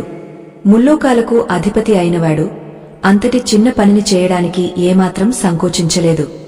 మరి మనమెంత? మన హోదా ఎంత? ఈ శరీరం శాశ్వతం కాదు, ఈ పదవులు శాశ్వతం కాదు. ఇవన్నీ నీటిమీద రాతలు. ఈ సత్యాన్ని గ్రహించిన నాడు మనకు ఎవరిమీద కోపం రాదు, ఎవరిమీద ద్వేషముండదు. ఎందుకంటే అందరిలోనూ ఉన్నది ఆ పరమాత్ముడే అని తెలుసుకుంటాం. ఎదుటివాడిలో దేవుడిని చూసినప్పుడు ఇక అహంకారానికి చోటెక్కడిది. అయితే ఈ ప్రయాణంలో మనకు మరొక పెద్ద అడ్డంకి ఎదురవుతుంది. అదే సంశయం లేదా అనుమానం. మనం ఏదైనా పని మొదలుపెట్టగానే మన మనసు మనల్ని ప్రశ్నించడం మొదలు పెడుతుంది. నిజంగా ఇది పని చేస్తుందా? 10 రోజుల్లో జీవితం మారుతుందా? ఇదంతా వట్టి భ్రమ ఏమో అని సందేహాలు వస్తాయి. కృష్ణుడు గీతలో చాలా కఠినంగా చెప్పాడు, సంశయాత్మ వినశ్యతి అని. అంటే అనుమానమున్నవాడు నాశనం అవుతాడు అని అర్థం. నమ్మకం లేనిదే ఏ మందు పని చేయదు, ఏ మంత్రం ఫలించదు. ఒక చిన్న కథ చెబుతాను వినండి. ఒకసారి ఒక గురువుగారు తన శిష్యుడికి నదిని దాటడానికి ఒక మంత్రం ఉపదేశించారు. ఈ మంత్రం చదువుకుంటూ వెళ్తే నీళ్లు కూడా గట్టిపడి నీకు దారి ఇస్తాయి అని చెప్పారు. శిష్యుడు ఎంతో నమ్మకంతో ఆ మంత్రం చదువుతూ నీళ్ల మీద నడుచుకుంటూ వెళ్లిపోయాడు. ఇది చూసి గురువుగారికి ఆశ్చర్యం వేసింది. నేను ఏదో ఉత్తుత్తి మంత్రం చెబితే వీడు నిజంగానే నడిచేశాడే, అంటే నా మంత్రానికి అంత శక్తి ఉందా? అయితే నేను కూడా నడవగలను అనుకుని ఆ గురువుగారు నదిలో కాలు పెట్టారు. కాని ఆయనకు లోపల చిన్న అనుమానం, నేను మునిగపోతానేమో అని. అంతే, ఆ ఒక్క అనుమానం ఆయన్ను ముంచేసింది. శిష్యుడిని కాపాడింది మంత్రం కాదు, అతని నమ్మకం. గురువును ముంచేసింది నీళ్లు కాదు, అతని అనుమానం. కాబట్టి ఈ 10 రోజులు గుడ్డిగా నమ్మండి. ఆ కృష్ణుడు అబద్ధం చెప్పడు అని నమ్మండి. మీ ప్రయత్నానికి తగిన ఫలితం ఖచ్చితంగా వస్తుందని నమ్మండి. అనుమానం అనే పురుగు మీ మనసు అనే పండును తినేయకుండా జాగ్రత్తపడండి. ఎప్పుడు అనుమానం వచ్చినా, కృష్ణ నా బుద్ధిని స్థిరంగా ఉంచు అని ప్రార్థించండి. నమ్మకముంటే రాయి కూడా దేవుడవుతాడు, నమ్మకం లేకపోతే దేవుడు కూడా రాయే అవుతాడు. ఇప్పుడు మనం చాలా కీలకమైన దశకు వచ్చాం. అహంకారాన్ని తగ్గించుకున్నాం, అనుమానాన్ని వదిలేశాం. మరి ఇప్పుడు మనం ఏం చేయాలి? మన జీవితంలోకి సానుకూల శక్తిని, సంపదను, ప్రశాంతతను ఆహ్వానించడం ఎలా? దీనికి కృష్ణుడు చెప్పిన అద్భుతమైన మార్గం కృతజ్ఞతా భావం. మన దగ్గర లేని దాని గురించి ఏడుస్తూ కూర్చోవడం కంటే మన దగ్గర ఉన్నదాని పట్ల తృప్తిగా, కృతజ్ఞతగా ఉండటమే నిజమైన ఐశ్వర్యం. రోజులో ఎన్నిసార్లు మనం దేవుడికి ధన్యవాదాలు చెబుతున్నాం? కేవలం కష్టాలు వచ్చినప్పుడు మొక్కుకుంటాం, సుఖంగా ఉన్నప్పుడు మర్చిపోతాం. కానీ గీత ఏం చెబుతుందంటే, నువ్వు దేని పట్ల అయితే కృతజ్ఞత చూపిస్తావో అది నీ జీవితంలో మరింత పెరుగుతుంది. మీకు ఉన్న చిన్న ఇల్లు, చిన్న ఉద్యోగం, ఉన్న కాస్త ఆరోగ్యం, మీకు అన్నం పెడుతున్న ఆ చేతులు, వీటన్నింటికీ కృతజ్ఞతలు చెప్పండి. కృష్ణ, నాకు ఇంత మంచి జీవితాన్ని ఇచ్చినందుకు ధన్యవాదాలు అని మనస్ఫూర్తిగా అనండి. మీరు ఎంత ఎక్కువగా కృతజ్ఞతతో ఉంటే అంత ఎక్కువగా మంచి రోజులను ఆకర్షిస్తారు. ఈ 10 రోజులు ప్రతి రాత్రి పడుకునే ముందు ఆ రోజు జరిగిన కనీసం 3 మంచి విషయాలను గుర్తు తెచ్చుకోండి. అవి చాలా చిన్నవి కావచ్చు. బస్సులో సీటు దొరకడం కావచ్చు, ఎవరైనా నవ్వి పలకరించడం కావచ్చు, లేదా రుచికరమైన భోజనం దొరకడం కావచ్చు. వాటిని తలచుకుని దైవానికి కృతజ్ఞతలు చెప్పండి. దీనివల్ల మీ మనసులో ఉన్న ప్రతికూల ఆలోచనలు పోయి సానుకూల శక్తి నిండుతుంది. మీరు నిద్రపోతున్నప్పుడు కూడా మీ మనసు ఆనందంగా ఉంటుంది. మరుసటి రోజు ఉదయం రెట్టింపు ఉత్సాహంతో లేస్తారు. మనం ఇంతకుముందు ఆహారం గురించి మాట్లాడుకున్నాం. కానీ ఆహారాన్ని ఎలా తినాలో కూడా ఒక పద్ధతి ఉంది. అన్నం పరబ్రహ్మ స్వరూపం.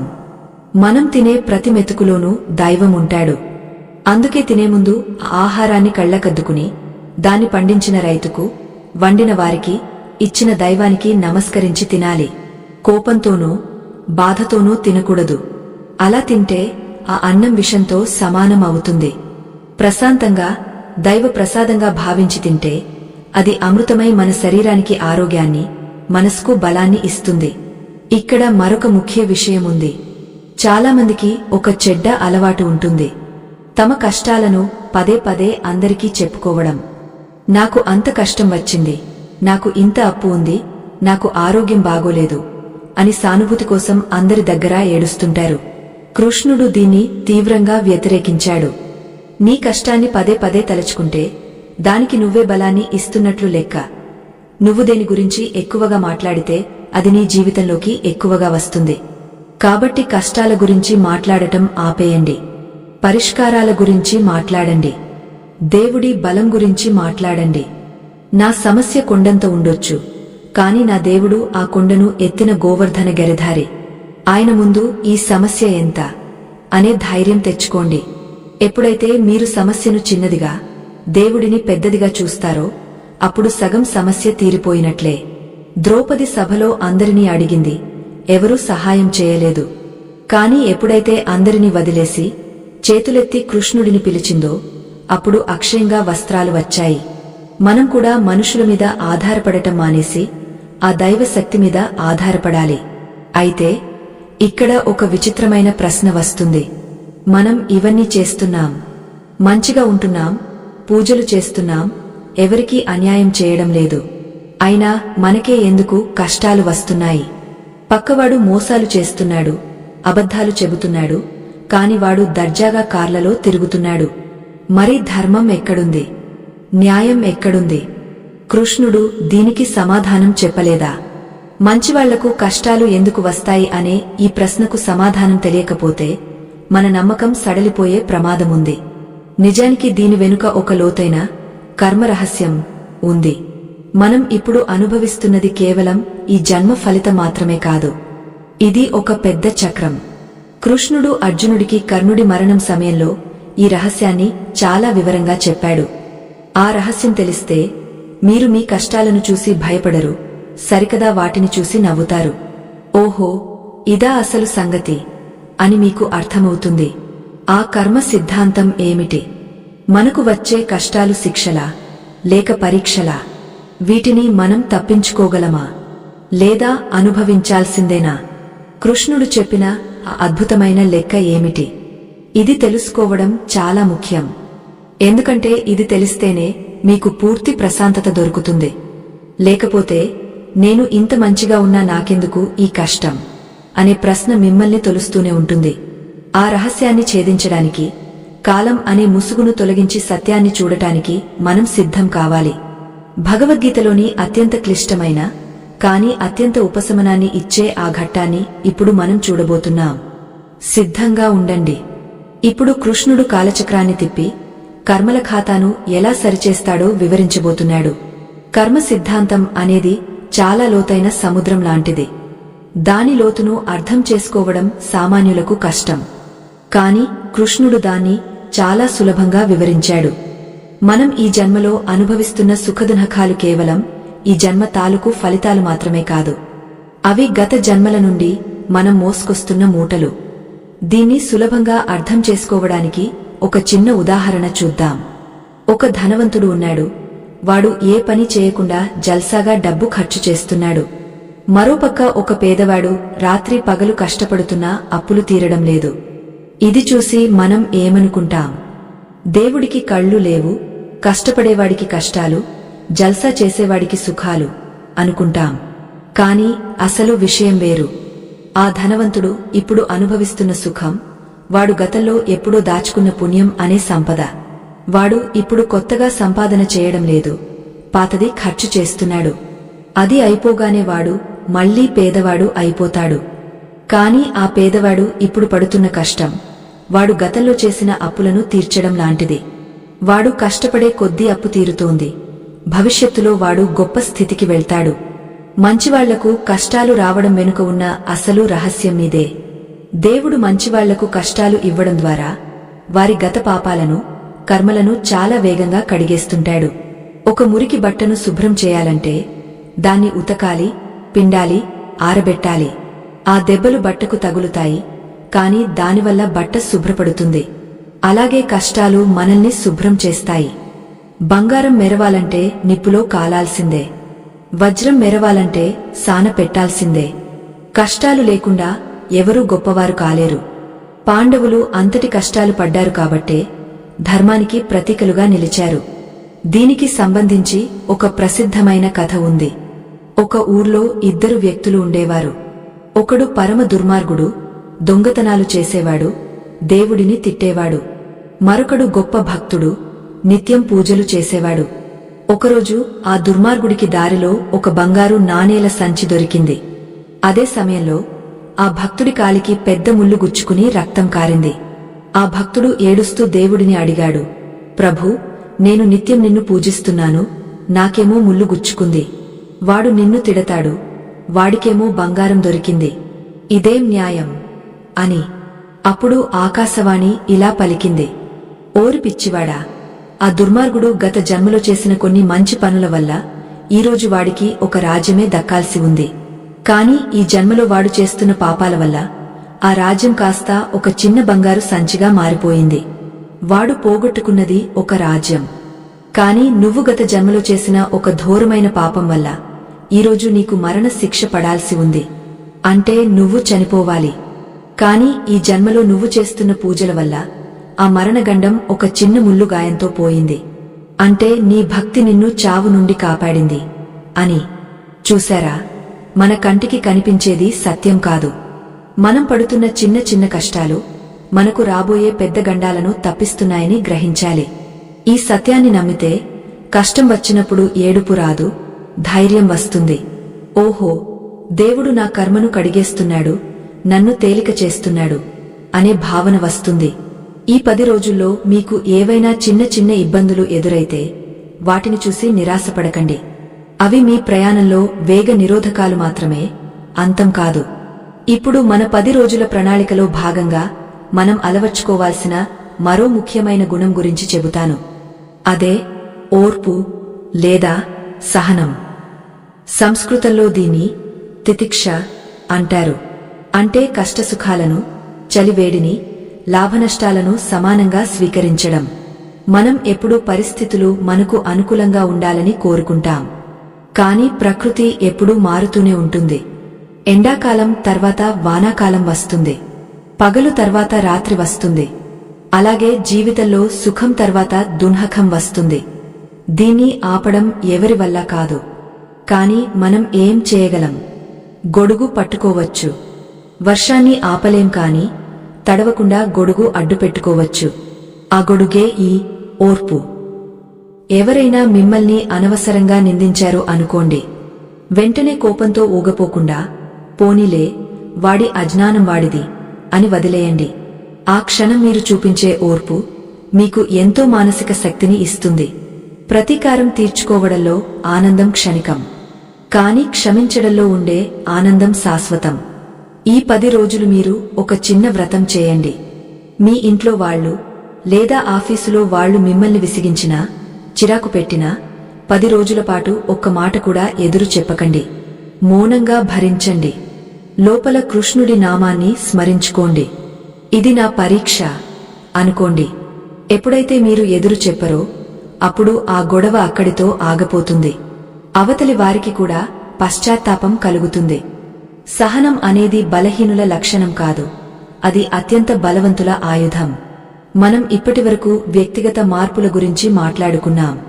కాని మన దుఃఖానికి మరొక ప్రధాన కారణం మన బంధాలు.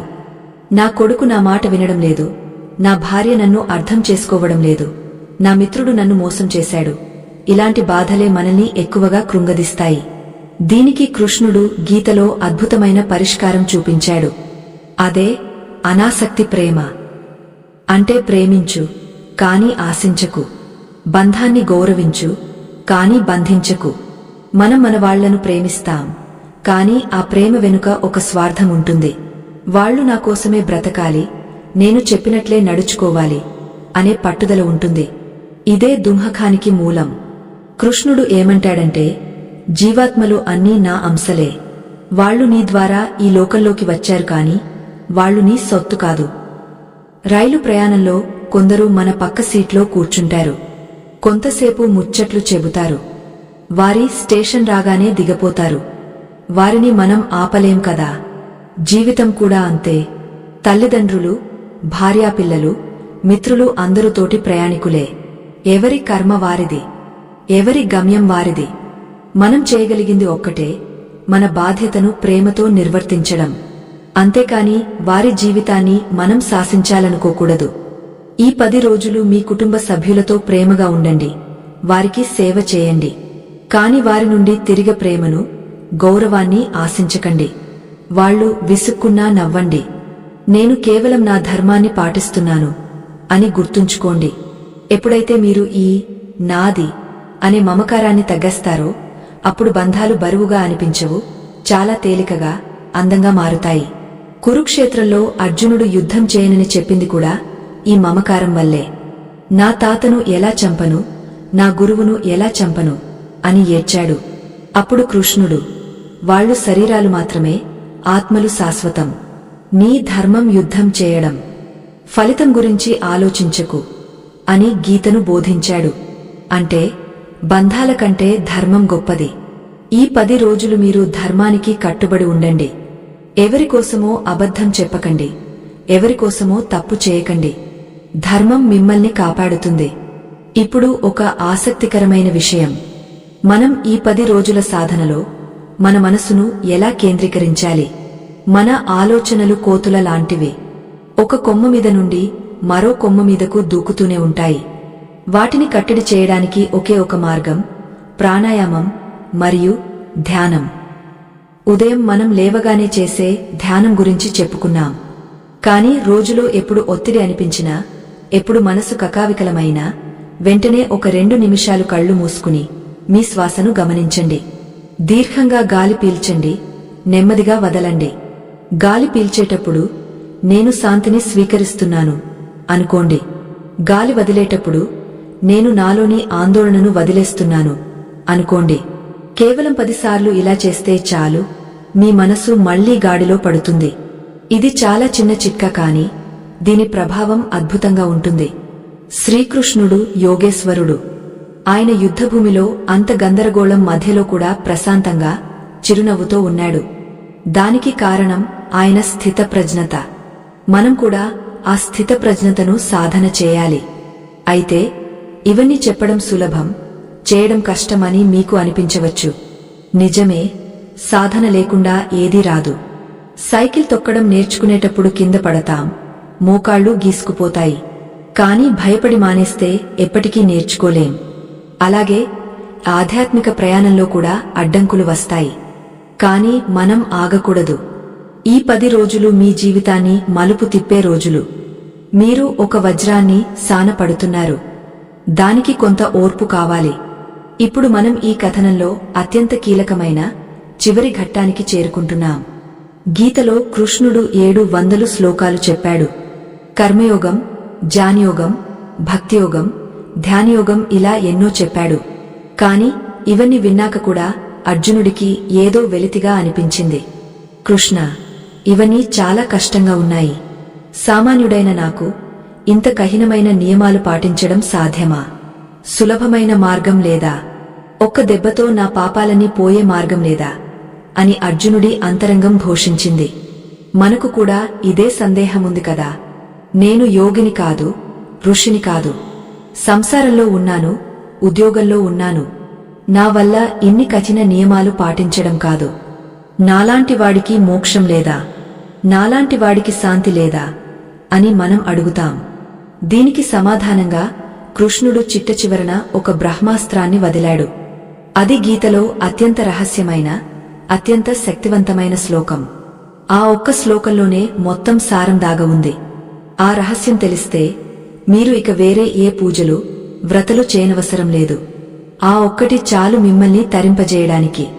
అది ఎంత గొప్పది అంటే అది తెలిసిన తర్వాత మనిషికి భయం అనేది పూర్తిగా చచ్చిపోతుంది. మృత్యువు వచ్చినా చిరునవ్వుతో ఆహ్వానిస్తాడు.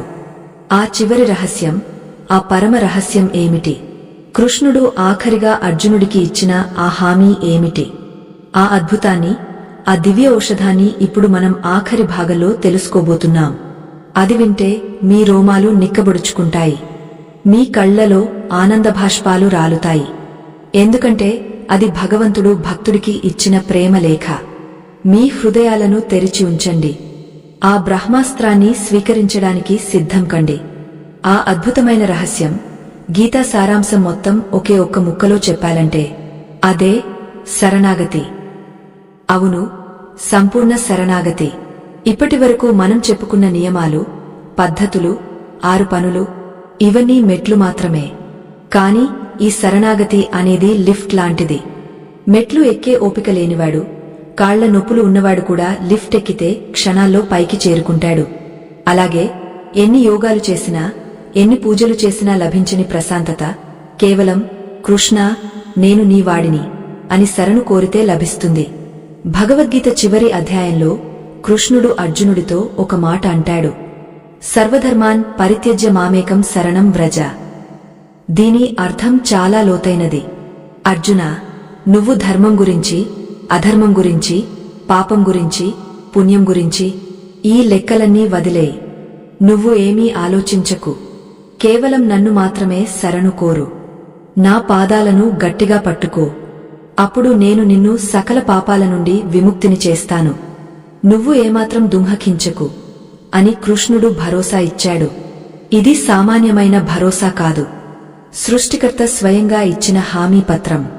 మనకు బ్యాంకులో లోన్ కావాలంటే ఎన్ని పత్రాలు పెట్టాలి, ఎన్ని సంతకాలు పెట్టాలి. కాని మోక్షం అనే మహా సామ్రాజ్యాన్ని పొందడానికి, మనశ్శాంతి అనే నిధిని పొందడానికి కృష్ణుడు అడిగిన ఏకైక పత్రం నమ్మకం.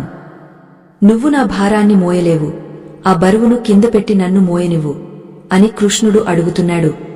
దీనిని అర్థం చేసుకోవడానికి మన పెద్దలు ఒక అందమైన ఉదాహరణ చెబుతారు. దీనిని మర్కట కిశోర న్యాయం మరియు మార్జాల కిశోర న్యాయం అంటారు.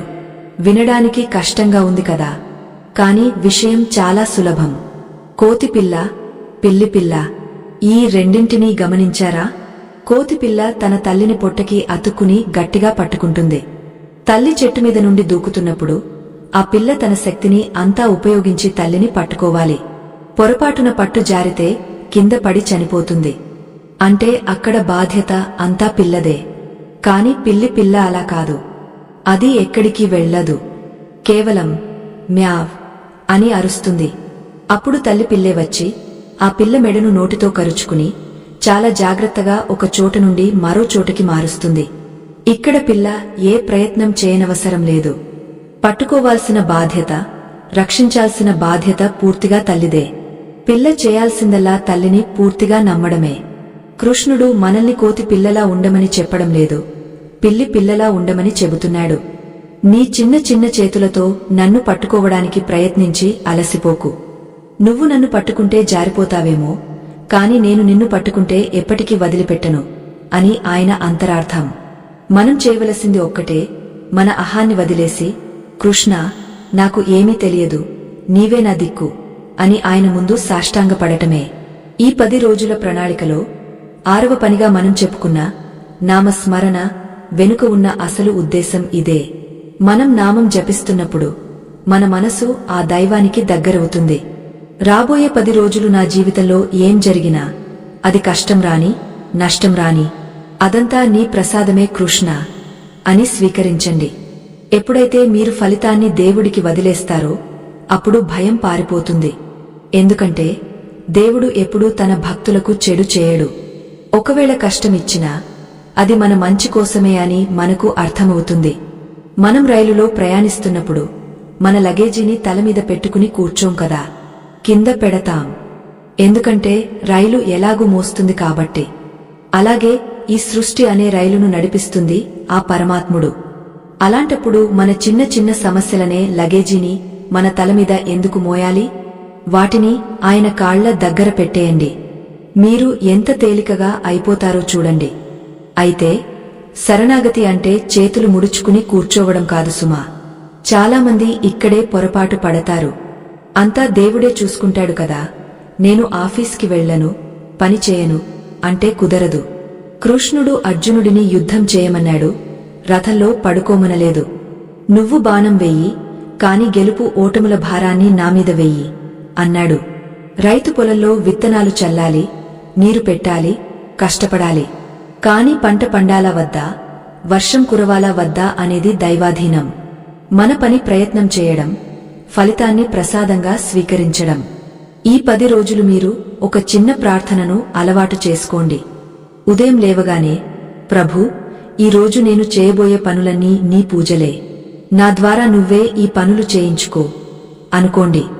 రాత్రి పడుకునే ముందు, కృష్ణ, ఈ రోజు తెలుసో తెలియకో ఏమైనా తప్పులు చేసి ఉంటే క్షమించు, ఈ రోజు వచ్చిన ఫలితాన్ని నీకే అర్పిస్తున్నాను అని చెప్పి నిశ్చింతగా నిద్రపోండి. ఇలా చేస్తే మీ కర్మలన్నీ దేహానికి సంబంధించినవి అవుతాయి కాని మీ ఆత్మకు అంటవు. తామరాకు మీద నీటిబొట్టులా మీరు ఉంటారు. బురదలో ఉన్న బురద అంటని పద్మంలా మీ జీవితం మారుతుంది. ఇప్పుడు మనం ఒక అద్భుతమైన ఘట్టాన్ని తలచుకుందాం. కురుక్షేత్ర యుద్ధం ముగిసింది. పాండవులు గెలిచారు. అర్జునుడు రథం దిగాడు. తర్వాత కృష్ణుడు దిగాడు. కృష్ణుడు దిగ కాస్త దూరం వెళ్లగానే ఆ రథం భగ్గున మండి బూడిదైపోయింది. అర్జునుడు ఆశ్చర్యపోయి, బావా, ఇదేంటి అని అడిగాడు. అప్పుడు కృష్ణుడు చిరునవ్వుతో, అర్జునా, ఈ రథం ఎప్పుడో కాలిపోయింది. భీష్ముడి బాణాలు, ద్రోణుడి అస్త్రాలు దీన్ని ఎప్పుడో నాశనం చేశాయి. కాని నేను పైన కూర్చుని ఉండటం వల్ల అది అలా నిలబడి ఉంది. నేను దిగగానే అది కూలిపోయింది అన్నాడు. మన జీవితం కూడా అంతే.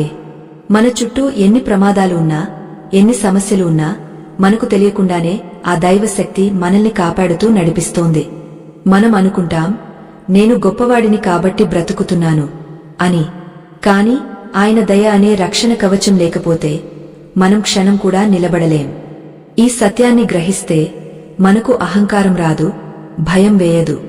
కేవలం కృతజ్ఞత మాత్రమే మిగులుతుంది. సోదరులారా, సోదరీమణులారా, మనం 6 మెట్లు ఎక్కాం. 1 బ్రహ్మ ముహూర్తంలో లేవడం, 2 మంచి మాటలు మాట్లాడటం, 3 ఏకాగ్రతతో పని చేయడం, 4 పరోపకారం, 5 ఇంద్రియ నిగ్రహం, 6 నామస్మరణతో కూడిన శరణాగతి. ఈ 6 పనులు, ఈ 10 రోజులు, ఇది ఒక ఛాలెంజ్. ఇది మీ జీవితాన్ని మార్చే యజ్ఞం. కాని ఈ కథనం పూర్తయ్యే ముందు మీకు ఇంకా ఒక చివరి సందేహం ఉండవచ్చు. ఈ 10 రోజులు అయిపోయిన తర్వాత ఏంటి? 11వ రోజు నా పరిస్థితి ఏంటి? నేను మళ్లీ పాత జీవితంలోకి వెళ్లిపోతానా? ఈ మార్పు శాశ్వతంగా ఉండాలంటే నేను ఏం చేయాలి? ఈ ప్రశ్న చాలా సహజం. మనం జిమ్కి వెళ్లి 10 రోజులు వ్యాయామం చేసి మానేస్తే మళ్లీ లావు అయిపోతాం. అలాగే ఆధ్యాత్మిక వ్యాయామం కూడా నిరంతరం సాగాలి. కానీ భయపడకండి, దానికి అంత కష్టపడాల్సిన పనిలేదు. ఈ 10 రోజుల సాధన మీకు ఒక రుచిని చూపిస్తుంది. అమృతం రుచి చూసినవాడు మళ్లీ విషం తాగుతాడా? ప్రశాంతత రుచి చూసిన మీ మనసు మళ్లీ గొడవల వైపు వెళ్లదు. మీకే తెలియకుండా మీలో ఒక కొత్త వ్యక్తి బయటకు వస్తాడు. ఆ వ్యక్తికి కోపం రాదు, ఆ వ్యక్తికి భయం ఉండదు. ఆ వ్యక్తి ముఖంలో ఎప్పుడూ ఒక చిరునవ్వు ఉంటుంది. ఆ చిరునవ్వే శ్రీకృష్ణుడి సంతకం. ఇప్పుడు మనం ముగింపు దశకు చేరుకున్నాం. కృష్ణుడు గీతను ముగస్తూ అర్జునుడిని ఒక ప్రశ్న అడిగాడు. అర్జునా, నేను చెప్పింది విన్నావు కదా? ఇప్పుడు నీ అజ్ఞానం పోయిందా? నీ మోహం తొలగపోయిందా అని. దానికి అర్జునుడు ఇచ్చిన సమాధానం మనం అందరం ఇవ్వవలసిన సమాధానం. ఆ సమాధానమే మన విజయానికి నాంది. మనం ఈ 10 రోజుల ప్రయాణాన్ని ఎలా ముగించాలి? ఈ జ్ఞానాన్ని మన గుండెల్లో ఎలా పదిలపరుచుకోవాలి? ఈ వీడియో చూసిన తర్వాత లేదా ఈ కథనం విన్న తర్వాత మీరు తక్షణమే చేయవలసిన ఆ ఒక్క పని ఏంటి? అది చేయకపోతే ఈ విన్నదంతా వృథానే. ఆ చివరి ముగింపు, ఆ మంగళహారతి, ఆ విజయ నినాదం, అదొక అద్భుతమైన అనుభూతి. రండి, మనం అందరం కలిసి ఆ కృష్ణ పరమాత్ముడి పాదాల చెంత చేరి మన జీవితాన్ని ఒక ఉత్సవంలా మార్చుకుందాం. ఆఖరి ఘట్టం, మన భవిష్యత్తుకు బంగారు బాట వేసే ఆ ముగింపు ఇప్పుడు రాబోతోంది. సిద్ధంగా ఉండండి. కృష్ణుడు నవ్వుతున్నాడు. విజయం మీ తలుపు తడుతోంది. అర్జునుడు 2 చేతులు జోడించి కన్నీళ్లతో నిండిన కళ్లతో కాని దృఢమైన స్వరంతో కృష్ణుడికి ఇలా సమాధానమిచ్చాడు. కృష్ణ, నా మోహం తొలగపోయింది, నా మతిమరుపు వదిలిపోయింది. నీ దయ వల్ల నాకు జ్ఞానోదయం అయ్యింది. ఇప్పుడు నేను స్థిరంగా ఉన్నాను. నా సందేహాలన్నీ పటాపంచలయ్యాయి. నువ్వు ఆజ్ఞాపించినట్లే నడుచుకుంటాను. ఈ యుద్ధం చేస్తాను అని చెప్పి కింద పడేసిన తన గాండివాన్ని గట్టిగా చేతిలోకి తీసుకున్నాడు. ఆ క్షణం అర్జునుడి ముఖంలో కనిపించిన తేజస్సు కోటి సూర్యుల కాంతికి సమానం. అది కేవలం ఆయుధం పట్టిన చేతి బలం కాదు, జ్ఞానం పొందిన మనసు బలం. ఇప్పుడు మీ వంతు. ఈ 10 రోజుల ప్రయాణం తర్వాత 11వ రోజు మీరు కూడా అర్జునుడిలాగే నిలబడాలి. నా భయాలు పోయాయి, నా ఆందోళనలు పోయాయి. నా జీవితం అనే యుద్ధాన్ని నేను ధైర్యంగా ఎదుర్కొంటాను. ఎందుకంటే నా రథం నడిపేది నేను కాదు, నాలో ఉన్న ఆ పరమాత్ముడు అనే ధైర్యం మీకు రావాలి. ఈ మార్పు శాశ్వతంగా ఉంటుందా అనే సందేహం మీకు ఇక అవసరం లేదు. ఎందుకంటే చీకటి గదిలో ఒక్కసారి దీపం వెలిగించిన తర్వాత ఆ దీపం ఆరిపోనంత వరకు చీకటి మళ్లీ రాదు. ఈ జ్ఞానం అనే దీపం మీ గుండెల్లో వెలిగింది. దానికి ఇంధనం మీ నమ్మకం. ఆ నమ్మకం ఉన్నంత కాలం మీరు వెనక్కి తిరిగి చూడరు. పాలు పెరుగుగా మారాక మళ్లీ పాలుగా మారడం అసాధ్యం. అలాగే జ్ఞానం పొందిన మనసు మళ్లీ అజ్ఞానంలోకి జారిపోదు. ఈ 10 రోజుల్లో మీరు రుచి చూసిన ఆ ప్రశాంతత, ఆనందం మిమ్మల్ని పాత అలవాట్ల వైపు వెళ్లనివ్వదు. ఒకవేళ ఎప్పుడైనా దారి తప్పినా వెంటనే మీ అంతరాత్మ మిమ్మల్ని హెచ్చరిస్తుంది. అది తప్పు, అది మనకు వద్దు అని లోపలి నుండి కృష్ణుడి గొంతు మీకు వినిపిస్తుంది. ఆ గొంతును వినగలిగే శక్తిని మీరు ఈ సాధన ద్వారా సంపాదించుకున్నారు. అది సామాన్యమైన విషయం కాదు, అది ఒక వరం. మనం చెప్పుకున్న 6 పనులు, బ్రహ్మ ముహూర్తంలో లేవడం, సత్యం పలికే నాలుక, పనిలో ఏకాగ్రత, పరోపకారం, ఇంద్రియ నిగ్రహం, నామస్మరణ, ఇవి కేవలం నియమాలు మాత్రమే కాదు. ఇవి ఆనందానికి 6 ద్వారాలు. ఇవి పాటిస్తున్నప్పుడు మీకు కష్టంగా అనిపించదు, ఒక రకమైన ఉత్సాహం కలుగుతుంది. నేను ఏదో మంచి పని చేస్తున్నాను అనే తృప్తి మీకు దొరుకుతుంది. ఆ తృప్తి మిమ్మల్ని మరింత ముందుకు నడిపిస్తుంది. ఎలాగైతే నది సముద్రం వైపు ప్రవహించడాన్ని ఆపలేమో, అలాగే మీ మనసు కూడా దైవం వైపు ప్రయాణించడాన్ని ఇక ఆపలేదు. ఇప్పుడు మనం ఈ బృహత్తర కార్యాన్ని ముగించే ముందు మీరు చేయవలసిన అతి ముఖ్యమైన పని ఒకటి ఉంది. దీనిని జ్ఞాన యజ్ఞం అంటారు. కృష్ణుడు గీతలో చివరగా ఒక మాట చెబుతాడు. ఎవరైతే ఈ రహస్యాన్ని నా భక్తులకు వినిపిస్తారో లేదా పంచుకుంటారో వారు నాకు అత్యంత ప్రియమైన వారు అవుతారు అని. అంటే మనం తెలుసుకున్న మంచిని మన దగ్గరే దాచుకోకూడదు, నలుగురికి పంచాలి. దీపం మరో దీపాన్ని వెలిగస్తే దాని కాంతి తగ్గదు, పైగా గదిలో వెలుగు పెరుగుతుంది. మీరు విన్న ఈ కథనం, ఈ 10 రోజుల సంకల్పం మీ మిత్రులకు, బంధువులకు, కష్టాల్లో ఉన్నవారికి ఒక సంజీవని లాంటిది కావచ్చు. ఎవరికి ఏ మాట ఏ సమయంలో అవసరమో మనకు తెలియదు. బహుశా మీ ద్వారా ఈ మాటలు విని ఒక్కరి జీవితం మారినా ఆ పుణ్యం అంతా మీకే దక్కుతుంది. ఆ బాధ్యతను మీరు తీసుకోవాలి. ధర్మాన్ని రక్షించే పనిలో మీరు కూడా ఒక సైనికుడిలా మారాలి. అదే మీరు కృష్ణుడికి ఇచ్చే నిజమైన కానుక. ఈ అద్భుతమైన ఆధ్యాత్మిక ప్రయాణంలో మాతో కలిసి నడిచినందుకు మీకు హృదయపూర్వక ధన్యవాదాలు.